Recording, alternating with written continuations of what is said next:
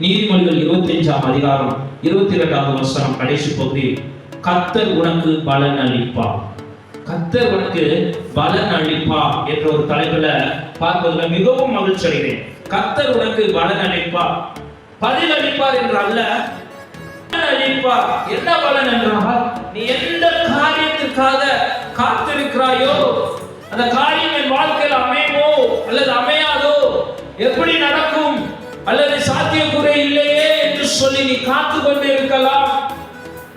இவ்வளவு நாள் காத்திருக்கிற ஒரு பதில் வரலையே என்று சொல்லி புலம்பிக் கொண்டிருக்கலாம், கலங்கி கொண்டிருக்கலாம், என் வாழ்க்கை என்னாகும் என்று சொல்லி கூட யோசித்துக் கொண்டிருக்கலாம். அல்லது ஊழியத்தின் பாதையில கூட நீ இவ்வளவு கஷ்டப்பட்டும் ஊழியத்தில் ஒரு பிரதிபலனையும் என்னால் பார்க்க முடியலையே, ஆண்டவருக்காகத்தானே நான் எல்லாம் செய்தேன் என்று சொல்லி கூட நீ யோசித்துக் கொண்டிருக்கலாம்.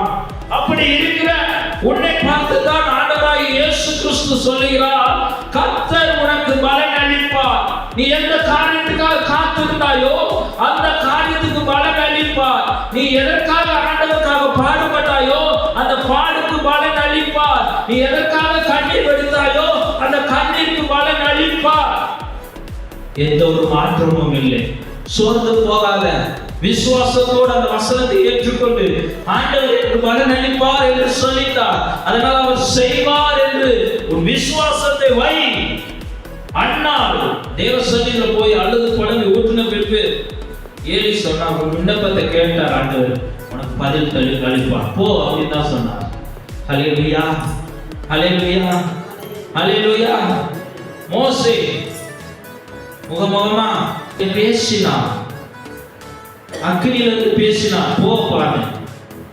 ஆபிரகாம் நான் காண்பிக்கும் தேசத்துக்கு போ என்று சொன்னார். அந்த வார்த்தையை மட்டும் ஏற்றுக்கொண்டு விசுவாசத்தோடு வந்தார்கள்.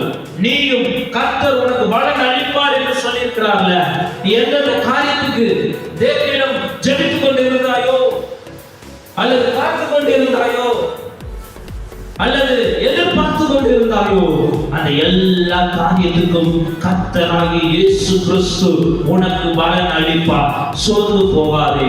ஒருவேளை கண்ணீர் வெடித்திருக்கலாம், ஒருவேளை அவமானப்பட்டிருக்கலாம், ஒருவேளை உன் மேல பொய்யாக சொல்லியிருக்கலாம், நிந்தனையோடு காணப்பட்டு இருக்கலாம்.